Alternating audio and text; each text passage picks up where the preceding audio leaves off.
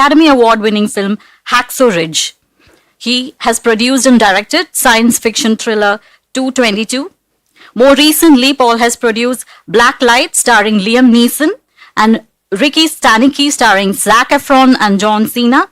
He also provided Australian production services on The King's Daughter starring Pierce Brosnan and Bleeding Steel starring Jackie Chan. Paul won the Screen Directors Association Award of Australia for directing and producing the film One Perfect Day. Rachel Bunno, popular actor from Australia, best known for her multi-season series regular role of Olivia in Home and Away for the Seven Network and ITV UK, Atria 9 in the series Pandora, and the lead role of Ruby Doomas in Ruby Landry telemovie series. Her versatility and talent shine through in every role she undertakes. In the movie Better Man, she plays the role of singer Nicole Appleton, girlfriend of Robbie Williams. Welcome, Paul and Rachel, to the prestigious platform of IFFI. Thank you very much. Thank you. Better Man is a musical biography of British pop sensation Robbie Williams, one of the greatest entertainers of all time. Under the visionary direction of Michael Gracie, who is best known for his Golden Globe-winning movie The Greatest Showman. The film navigates through Robbie's life, his meteoric rise, dramatic fall, and remarkable resurgence. Uniquely told from Robbie's perspective, this movie captures his signature wit and indomitable spirit, showcasing how he faces and fights challenges that fame and success can bring. Can we have the trailer now? Lights down, please. I know what you're thinking. What's with the monkey? I'm Robbie Williams. The biggest pop star.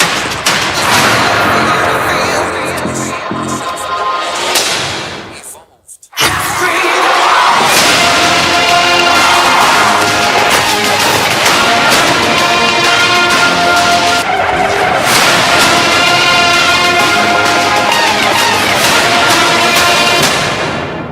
Risk it all, whatever it takes, wherever it takes.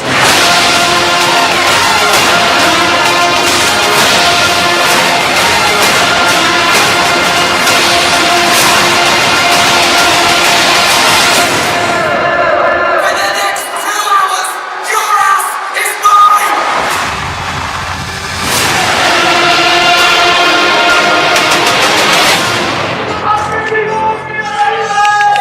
Shut up, you tit!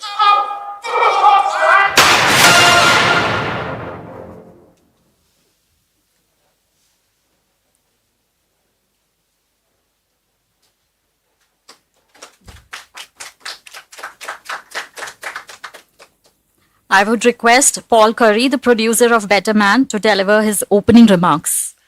Well, thank you everyone for coming, and it was very exciting yesterday to share the movie with an Indian audience, and because it is a musical, and it was fascinating to just see the reactions of everyone. So we're really excited to share the movie with India.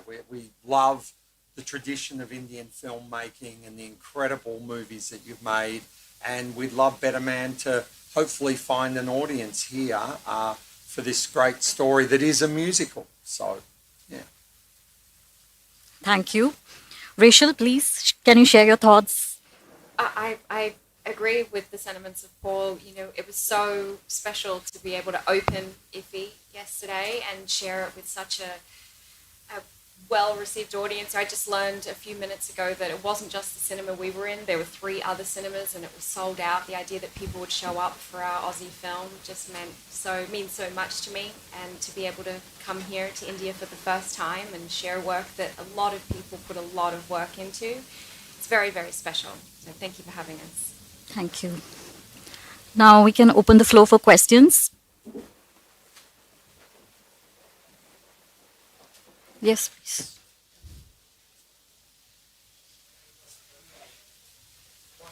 Good. How are you? Uh, That's good. Excuse me, we'll give the mic.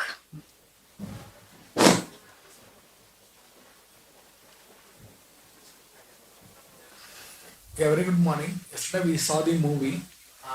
We feel privileged because we are the early audience to have witnessed the film before its initial theatrical release.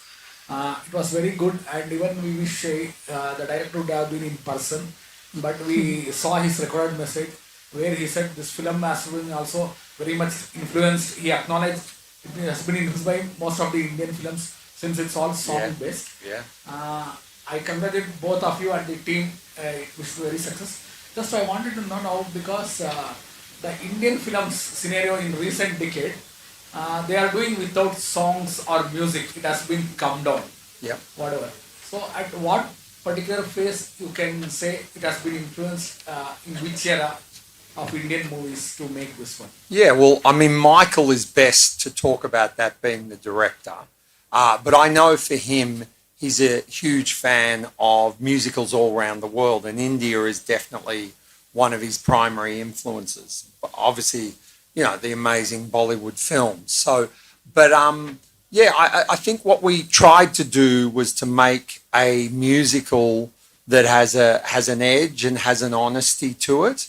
And Robbie Williams is a very colourful rock star, and so he's a rock star that's led a life that's had a lot of highs and lows, and he's had his own issues with depression and a lot of other very human things. So Michael's vision was to always tell this story with an honesty to it. And what was so unique was this digital character. Like, just so as you know, the complexity of this film, it's a very large independent film. And when we told everyone this is the movie and this is the film we're trying to make, people thought we were crazy. Why would anyone try to tell the story of Robbie Williams through a digital monkey?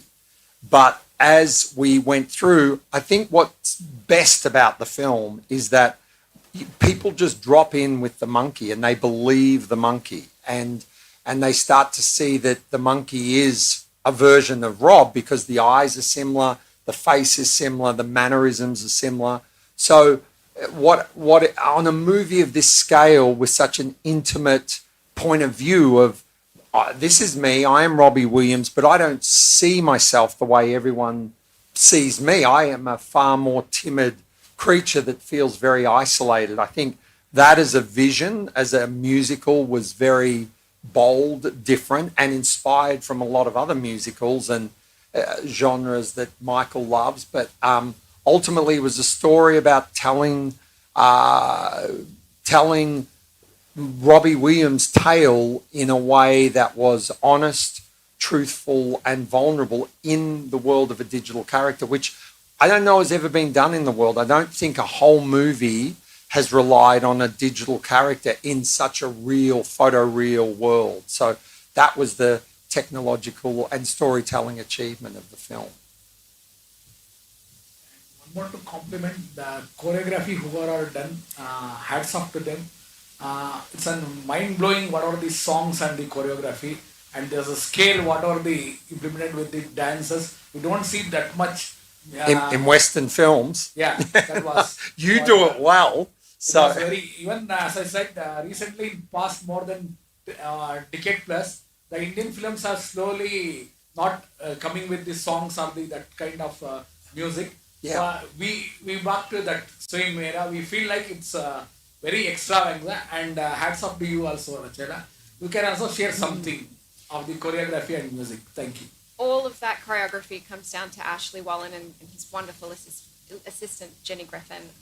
They are absolute masterminds at what they do. Seeing them work, I grew up dancing, but I'm in no way a professional dancer. And to watch them work together and see what they could bring to us as the performers, and then knowing what would translate for every single shot that you see. They work so closely with the camera department to ensure that not only was it good choreography or something that was entertaining, it was conveying story, and to make sure that it was telling the story in a very visual way that was working with, particularly I can speak for my sequence or Rock DJ, the sweeping nature of that. They were across every department. It wasn't just choreography. It was making sure that it was a real feast for the eyes and for your hearts. I don't know about you, but I cry every time I watch Rock DJ because it's just phenomenal.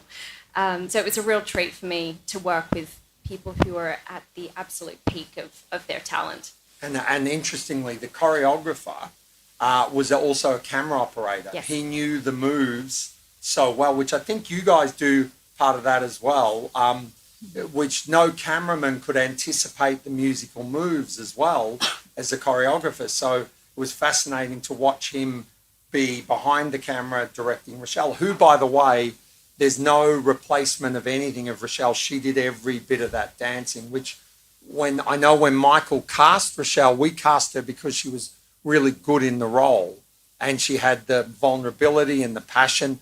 And she said, oh yeah, I can do a bit of dancing. And a lot of actors, everyone's an expert dancer when you're an actor. They're good at horse riding, they're good at dancing, they're good at fight sequences. But when you actually come to do it, they're not that good normally.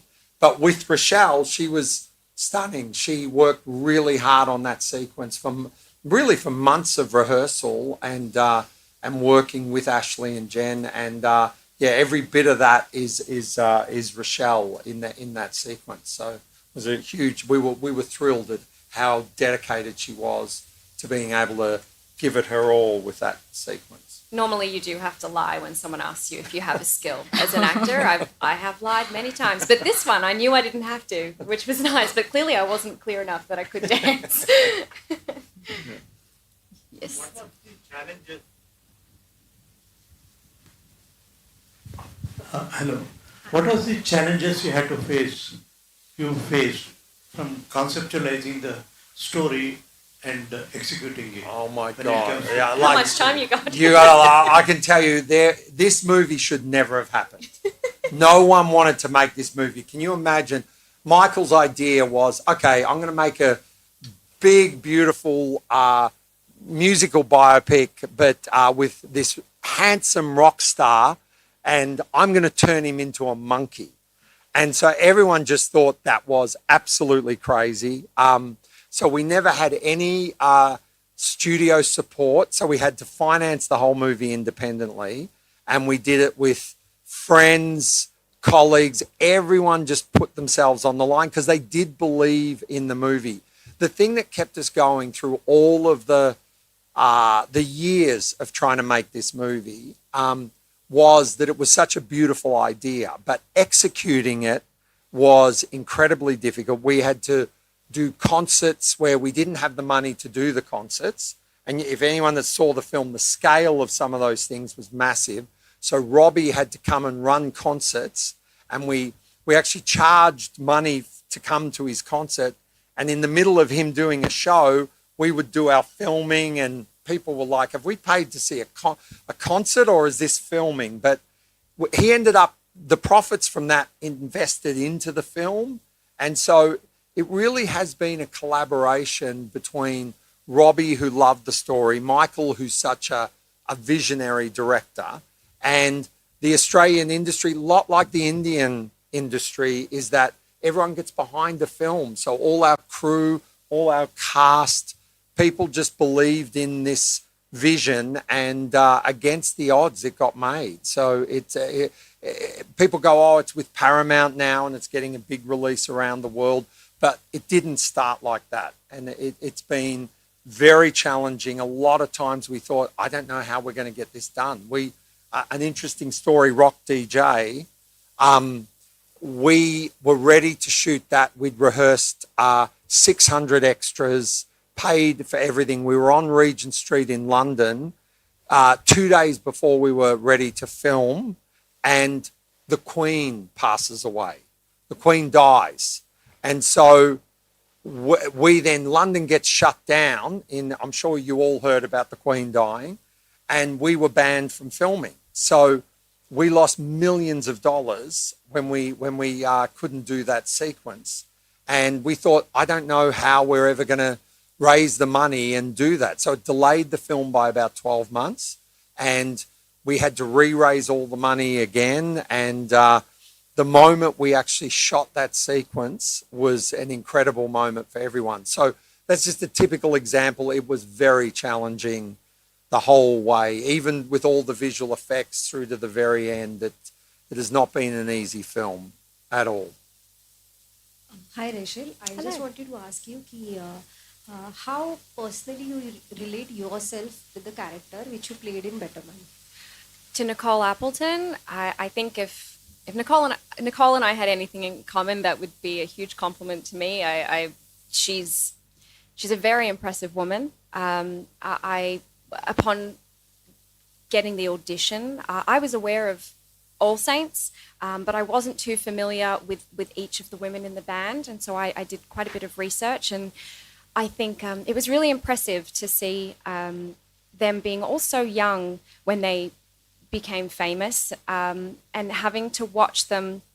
There's a lot of discourse at the moment about how women in the 90s were treated, and seeing them promote themselves as a band, as musicians, but a lot of the time they were very much reduced to their looks or how catty they were, but they always had the last say, and I'd aspire to be someone who has a voice and stands up for myself, and I would hope to be a bit like that. I mean, she was doing it when she was 21. I don't know if I was doing that when I was 21, but she's a very impressive woman, and she definitely wears her heart on her sleeve. I'm definitely guilty of that. So I think that if I can be seen as hardworking and kind as she is, I would be a very happy woman. And what was your first reaction when you heard the digital character who is playing the Robbie, and you want to share the screen with digital monkey? If I can say. So what was your first reaction when you heard that? Well, I received the audition, so I live in London, and I received the audition when I woke up. I was laying in bed and read the audition and was like, oh, okay, Nicole. I had no idea how big the role was, so at first I thought I was just going to be a blur in the background. I didn't really know who I was auditioning for. And I was like, okay, Robbie Williams, and I'm a fan, so I understood him. And then right at the end it said, oh, by the way, he will be played as a CGI monkey. And I was just kind of like, what? And then as the day went on, I just remember saying, you know, I don't know why, but I think it'll work. Like, Robbie being this cheeky, real warts and all kind of guy, I thought, in the hands of someone like Michael Gracie, you know, Michael on his Instagram has a quote that says, if you're skating on thin ice, you may as well dance. And he's someone who takes risks. And I just thought, I can't quite visualize it right now. Eventually I saw sketches and things like that. But when I was auditioning, I just thought, I don't know why, but this really could work. Because if it's going to work for anyone, it's going to work for Robbie Williams, because he takes big swings himself. He always has. He's never really played by the rules. So why should his biopic be any different? And Paul, sir, I just want to ask you one thing. Many Indian cinemas, we do have a superheroes. So obviously, Hollywood have superheroes. We get inspired by them. So what kind of suggestions do you want to give the new makers who is going to make a superhero series in future? That's a good one. Yeah, I think we need to have more accessible and more broken superheroes. That don't have such amazing superpowers. I think the hero's journey is universal to all of us, and someone aspiring to be better than what their life circumstances are is just very universal, and the power is within, which is really, I know it's very, it's very relevant here. And so, yeah, I just think we should be doing more accessible superhero stories and just bringing it back down to what normal people can relate to.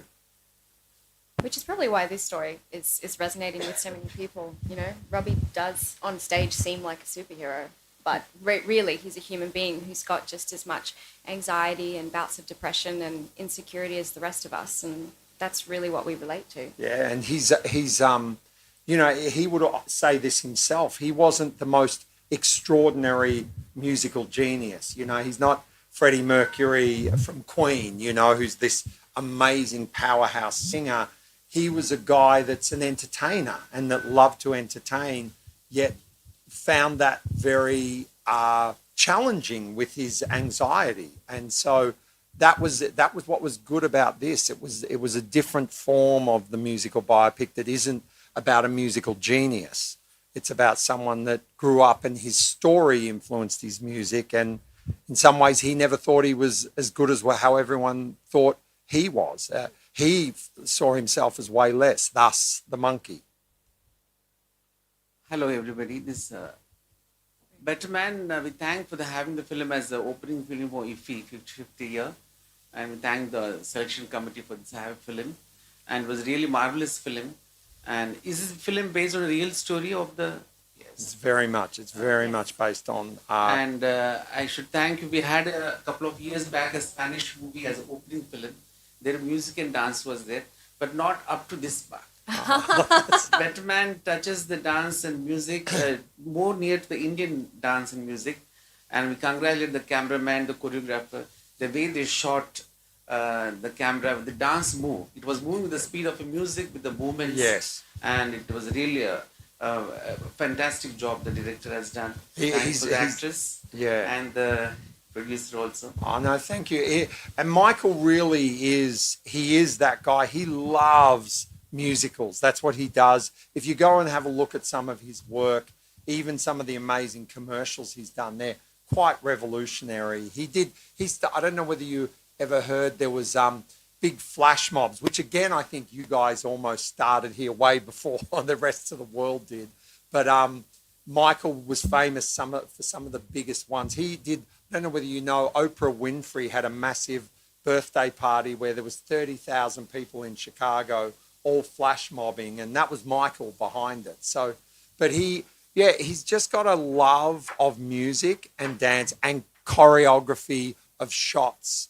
So the camera's as choreographed as the dancing in there. So, how you feel about Indian films as a foreign producers, actors of Indian music? And Indian it's dance? incredible. Like even last night, you're going, what a show! It's like, if that was done in Australia, we just would not have that kind of pizzazz or musicality to it. It really is amazing. But you tell very diverse stories here. There's such a rich culture, and I was amazed at the lineage of filmmakers that were discussed last night. That was just in Australia, we don't honor our filmmakers quite the same way. We need to do more of what you do here. There's a lot we can learn from that. We're also such a young country as well, so we don't In have future, as you may co-produce a film from Indian I'd producers. love to. Yeah, I'd love we to. hope to see you as a co-producer of Indian film. Thank you. No, thank you very much.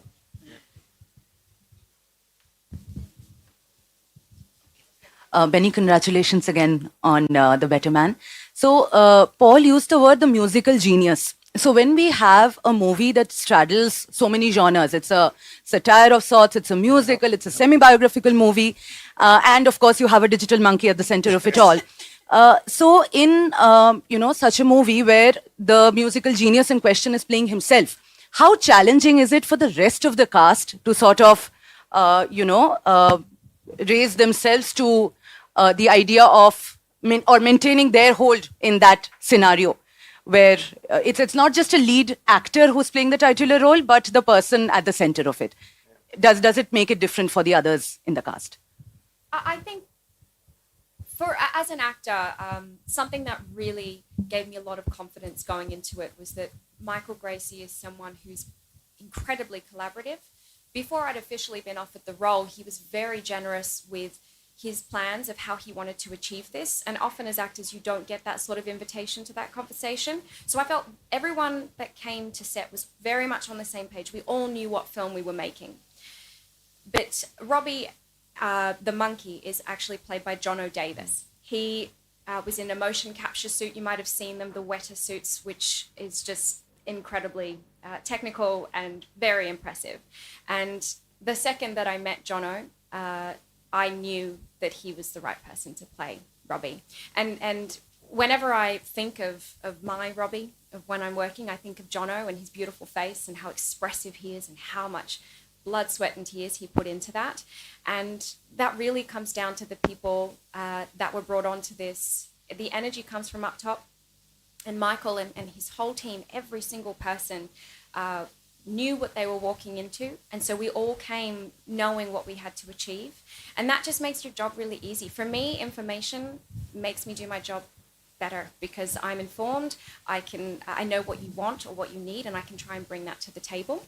And so everyone was incredibly collaborative. Jono was such a great leader on set. He works incredibly hard, and I think that he brought the energy of Robbie that's needed. He's a very charismatic, he's a broken man, he's so charming and silly, and that's all in Jono. And he really brought that to the set and gave permission to everyone else to step up to his level. So it's just a real pleasure. And then with that, the shoot began with Robbie coming out and performing real concerts. So he kind of blessed the production. He did the ending. We shot the ending first, and then we did some of the huge scale where we had 30,000 people. And, you know, he brought all that and he was part of it. So it was all the voiceover is Robbie, the real Robbie. Singing is a combination, but mainly Robbie. And Jono could sing himself. And then all the beautiful performance of the monkey, that's Jono. And so it was very collaborative and very, as Rochelle said, Michael's methodical way of preparing and making movies lends itself to what was achieved. Good morning. Yeah. With all the technology that is available today, how easy or difficult it is to make a film with a digital character at the center? And do you expect to see more of these kind of characters going forward? Yeah, it's very difficult because matching reality with a digital character is one of the hardest things. What was also hard about this film is that it was in a very real environment that was gritty. The cameras were loose. There was a lot of thick atmos, and it was Michael wanted a gritty, real world, and to sit this monkey in this very real world. So the bar on that is very, very high. And Weta, who's one of the most amazing visual effects companies, they did Avatar, Lord of the Rings, you know, Planet of the Apes. They've done amazing work. They set up in Australia to actually do this movie, but it was very, very challenging doing a digital character when you're doing concerts. Like we had 54 cameras in the roof and 20 cameras in the concert, you know, a crew of like 400 people to try to capture all of that while the concert's going on. So very challenging, a lot of that kind of work.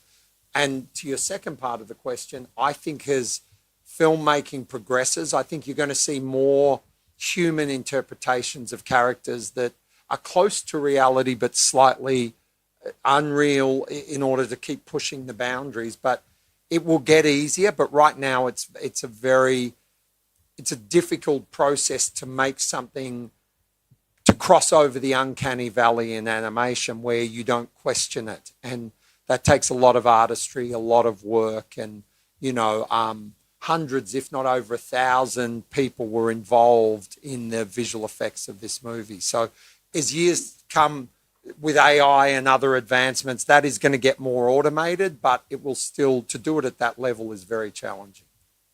Thank you. Paul, I had a question. Bohemian Rhapsody sort of set the benchmark by winning the Oscars and all. So when it comes to creating films like these musicals, where you're talking about a real person and his struggles with different addictions and all these ups and downs in his life, what were the challenges, that would, bring the audience back to the theater to watch Robbie Williams? Yeah, well, I think it's a great question. I think, audiences want an event film to go to the cinema. I think your family dramas and all sorts of other things, I think, are so good now that we can watch them on our screens at home, and with technology continuing to make that more easy. So I think a movie has to have something special going for it to become a cinema event. And that was what our hope was, is, oh my gosh, what we hope as audience talk about this movie and go, you know what, it sounds crazy, but you've just got to go see it. It is this journey of this amazing rock star told in a completely different way, because I know Michael was very passionate, and Robbie, that the musical biopic, it's all been done. A lot of it has been done, and we know that genre. So how do you try to put a different spin on it? And this was a spin that was absolutely truthful. When Michael first started interviewing Robbie, they spent like a year and a half just recording. Michael recorded Rob's just talking to him, and he would refer to himself constantly as, I'm the performing monkey. People got me up on stage like a performing monkey. So he himself had that psychology. So that was where the idea was born. And Michael went, oh my gosh, this is real. And it's a complete twist on that musical biopic. So hopefully, and I hope that audiences respond and they can enjoy the ride and be moved by a non-human character that is trying to become human. So I think that's another interesting idea. And it starts out as a little monkey who feels alone and isolated. So hopefully that allows an audience to connect, and then you go on the ride with that character throughout the movie. And even Robbie and Michael, they share the same weightage even on the posters. So I wanted to know whether a little bit of, how much creative freedom did y'all have, when it is dealing with Robbie Williams? Yeah, no, they're a great question. Robbie gave Michael total freedom. He wanted him to interpret the film the way he wanted to, warts and all. He didn't censor anything of it. You can see there's a lot of bad behavior he has in the film. He wanted it to have that truth. He trusted Michael. He'd connected with Michael, and their relationship and trust was the anchor of the whole movie. That's what allowed the movie to really have a strong sense of center that all of us fed off. It was, in producing something, you're hoping that the idea and the elements are solid, and then you build everything around that. And Michael and Robbie were the backbone of the film, and then all the other casts became the tree and the branches that came off that solid trunk relationship. So Yeah, looking forward to seeing it in the theaters in hopefully January. here. Hopefully. Do you think, is it too out there to work for audiences here? What do you think, how would it go here as a theatrical movie? Or no, I think it should be theatrical. Yes. Yeah, I heard, yeah. I agree. Yeah, it's in December. So yeah, we'd love to find the right partner. It is a big theatre experience. So And India loves music, so. yeah, so if anyone wants to come and have a chat, we're open. Because India is actually one of the last places we haven't sold. The rest of the world has all been distributed. So yeah, so we're very open. Rachel, I had a question for you. Did you have a chance to, interact with Nicole Appleton? Did you meet her? I'm actually due to meet her in a couple of days. I was supposed to meet her this coming Monday, but I had a little trip to India that came up last minute, so I had to reschedule. She was very kind in letting me reschedule so I could come and promote the film to India. No, we connected about a month or so ago, just via message, and I really, for nearly 3 years now, have just wanted to express to her how much respect and appreciation I have for her. And it's an interesting thing playing a real person. I've never done that before, but it was very important to me to try and convey to her that I was coming at this from a place of respect and not trying to exploit her in any way. And I'm sure she knew that she's already been in touch with production and Michael and Simon and Oliver, so she could see what their intentions were, but I wanted her to hear it from me. So I did say to her that I have a lot of appreciation for her, and I hope I get to express that. I know she's coming to our London premiere, but it'll be nice that we can sit down and have a one-on-one, gal to gal, and me to be able to just nod my head at her and go, I don't know your whole story, but I just want you to know the small part that I've represented. I hope that she's happy with it, and I hope she's comfortable with how I've portrayed her. But really, it's more of just an expression of deep respect that I hope to convey. Also, Rachel, this is a real life person, and there are challenges to portraying her on screen. So, did you choose to like toe the line of the script, or did you use your creative liberty to bring in additional elements to this character? How did you go about it? I think in preparation, as I said, I'm based at the moment in London, and so my preparation was primarily done there. So I was away from Michael and Simon and Oliver, and so I really just tried to dive into as much information as possible. I was able to get my hands on Nicole and her sister Natalie's book. They wrote it in, I think it was 2002. It's called Together, and it was a biography of their life and career up until that point. And so that really gave me Nicole's inner monologue and how she felt at this time, and it covered that period, and that was really insightful to me, as well as watching the numerous videos and interviews, and there was like a small documentary I found, and trying to just take in as much of her through osmosis, so that by the time I did arrive on set and in rehearsals, it being a part of that collaborative environment, I could bring that information to the forefront. But from the get-go, it was made clear to me by Simon, Michael, and Oliver that they really wanted Nicole to feel like her own person. Often in biopics about male musicians, women are a mere footnote in their story, and they're just to support them.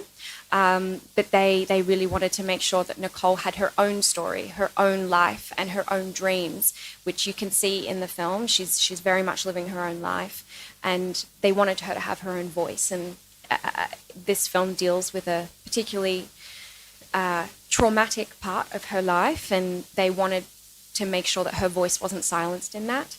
So it felt like a very warm environment and very creatively collaborative. So I was able to bring my information and partner it with the information they'd been given by Nicole. And I felt like then we had a nice middle ground to work with from an honest place, but also a creative place. Yeah, just to Paul, and just I want to share one thoughts. When it comes to choreography or dances, in anywhere part of the world, we have never heard for action scenes or stunts, there is stunts double.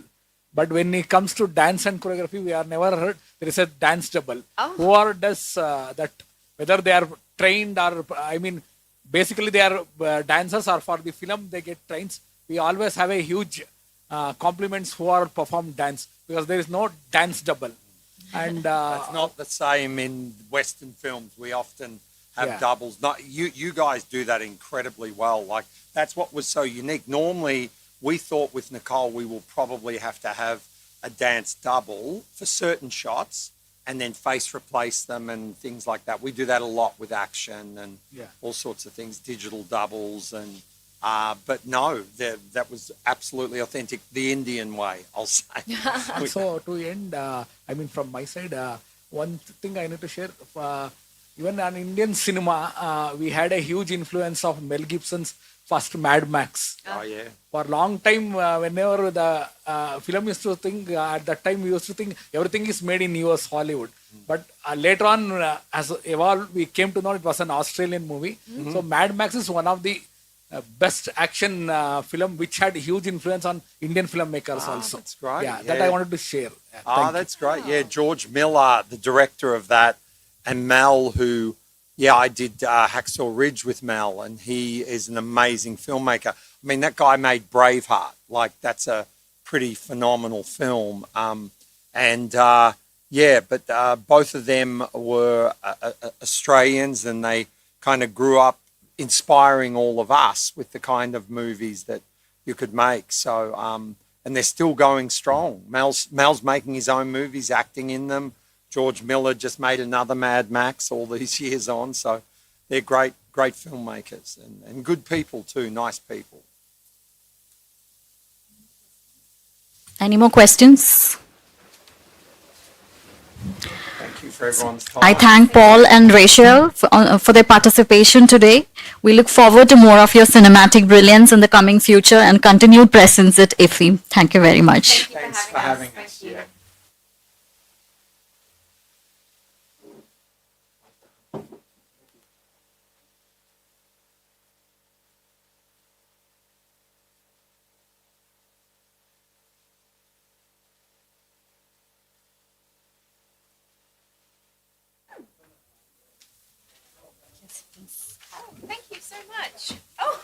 me.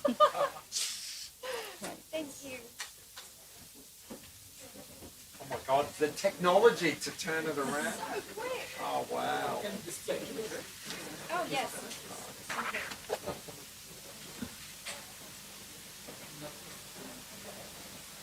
Thank you.